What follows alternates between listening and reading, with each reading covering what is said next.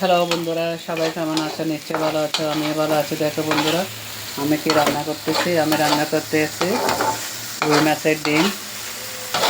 ডিমগুলো ভালো করে কেটে দিয়ে নিলাম। নিয়ে এখানে মরিচ মশলা কষিয়ে ডিমটা ছেড়ে দিয়েছি।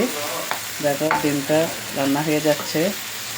এখানে দিয়েছে আদা, পেঁয়াজ বাটা, জিরার গুঁড়া, অনেকগুলো বেশি করে পেঁয়াজ দিয়েছি।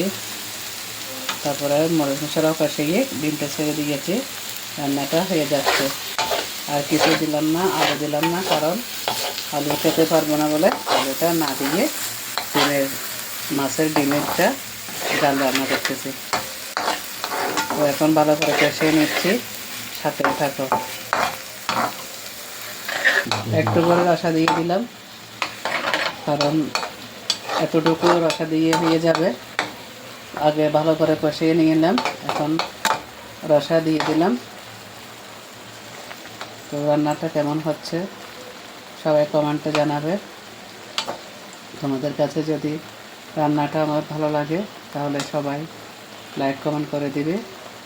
নতুন বন্ধু হয়ে থাকলে একটা সাবস্ক্রাইব করে দিবে,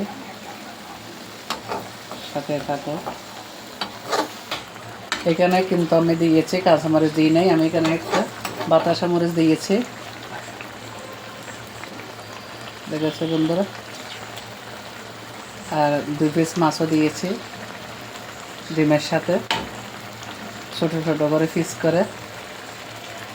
সবাই রান্না করতে জানো, আমি কীভাবে রান্না করতেছি সেটা তোমাদের সাথে শেয়ার করলাম। টকবক করে ফুটতেছে, ঠিক আছে। এভাবে মাছের ডিমটা রান্না করে নিলাম। প্রায় হয়ে গেছে। যখন মশলাটা ভালো করে হয়ে যাবে, ভাজা ভাজা হবে, তখন আমি নামিয়ে নিলাম। সাথে থাকো। আর ভিডিওটা কেমন হয়েছে সবাই একটু কমেন্ট করে জানাবে। সবার জন্য অনেক অনেক শুভকামনা রেখে ভিডিওটা এখানে শেষ করে দিলাম। অন্য কোনো নতুন রান্নার ভিডিও নিয়ে তোমাদের সাথে আমি যুক্ত হয়ে যাব। সবাই ভালো থাকো, সুস্থ থাকো। সবার জন্য অনেক অনেক শুভকামনা রেখে ভিডিওটা এখানে শেষ করলাম।